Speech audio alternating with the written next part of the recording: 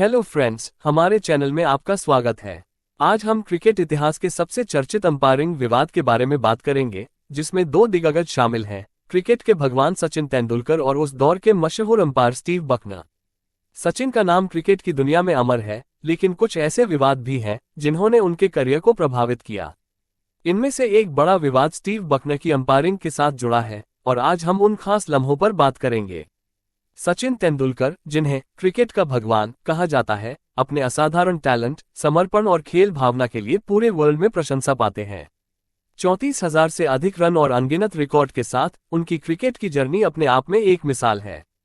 सचिन का खेल के प्रति सम्मान और धैर्य ने उन्हें दुनिया भर के लाखों फैंस का फेवरेट बना दिया।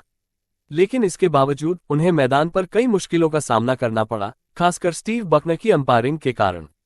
स्टीव बकनर, जो अपनी समय की सबसे रिस्पेक्टेड अंपायरों में से एक थे, उन्होंने कई बार ऐसे डिसीजन दिए जो सचिन के साथ बहुत गलत था। उनके कई फैसलों ने फैंस और खेल के एक्सपर्ट्स को हैरान कर दिया, खासकर जब वो गलत डिसीजन सचिन के खिलाफ होते थे। चलिए उन खास लम्हों पर नजर डालते हैं जब बकनर के गलत डिसीजन ने खेल का रुख ही बदल दिया और फैंस को गुस्से से भर दिया। पहला इंसिडेंट है 2004 टेस्ट श्रृंखला बनाम ऑस्ट्रेलिया। इस श्रृंखला में सचिन के खिलाफ कई गलत निर्णय लिए गए। ये टेस्ट मैच गाबा में हो रहा था। बॉलर थे जैसन गिलेस्पी। इस बार बकनर ने सचिन को नॉट आउट होते हुए भी आउट कर दिया। ये क्लियर था कि गेंद सचिन के पैड्स को ठीक से हिट नहीं कर रही थी और स्टंप के ऊपर जा रही थी।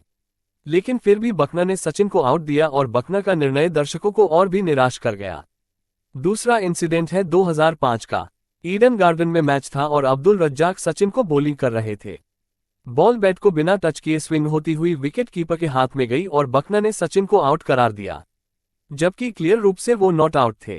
तेंदुलकर का एक बड़ा गुण था उनका संयम और धैर्य।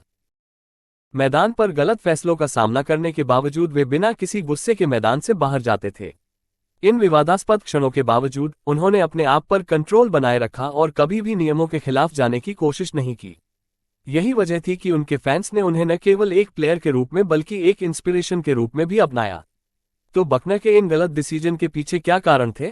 कुछ का मानना है कि उन्हें खेल के दौरान प्लेयर्स की रेपुटेशन का दबाव रहता था, जबकि कुछ लोगों का कहना है कि भीड़ और का उन पर मेंटल प्रेशर पड़ता था। हालांकि इतने ये गलत डिसीजन एक ही खिलाड़ी के खिलाफ होना सवाल खड़े करता है कि क्या वाकई ये सिर्फ गलतियां थीं। कई क्रिकेट एक्सपर्ट और फैंस यह मानते हैं कि बकनर ने तेंदुलकर के खिलाफ कुछ निर्णयों में निष्पक्षता नहीं बरती, जिससे मैच के नतीजे पर असर पड़ा। सचिन जैसे बड़े खिलाड़ी के खिलाफ बार बार इस तरह की गलतियां उनके करियर के साथ साथ क्रिकेट प्रेमियों के दिलों पर भी असर डाल गईं। अब 2018 में 17 साल बाद स्टीव बकनर ने अपने कई गलत निर्णयों के लिए सार्वजनिक माफी मांगी। एक इंटरव्यू में उन्होंने तेंदुलकर के खिलाफ गलत निर्णयों पर खेद जताया और स्वीकार किया कि उनकी गलती थी। उन्होंने माना कि सचिन के खिलाफ जो गलत फैसले हुए वे नहीं होने चाहिए थे। बकनर की माफी को तो सराहा गया, लेकिन कई लोगों के लिए ये बहुत देर से आई थी। उनका ये कदम एक मिसाल है कि गलतियां स्वीकार करना ही सही रास्ता है, लेकिन इसके बावजूद कई फैंस को लगता है कि उन गलत निर्णयों का असर कभी नहीं मिट सकेगा।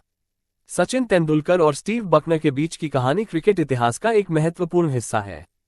ये बताती है कि कैसे एक अंपायर का निर्णय पूरे खेल को बदल सकता है और खिलाड़ियों को किस तरह का मानसिक दबाव सहना पड़ता है। सचिन का संयम और बकनर के निर्णयों का विवाद हमें ये सिखाता है कि खेल में केवल कौशल ही नहीं, बल्कि संयम और अनुशासन भी मायने रखते हैं। इस विषय पर आपके क्या विचार हैं? क्या बकनर की माफी से कुछ बदलता है या बहुत देर हो चुकी है? हमें नीचे कमेंट में बताएं और अपनी राय जरूर दें। अगर आपको यह वीडियो पसंद आया हो तो लाइक, शेयर और सब्सक्राइब करना न भूलें। ऐसे ही क्रिकेट की कहानियों के लिए जुड़े रहें।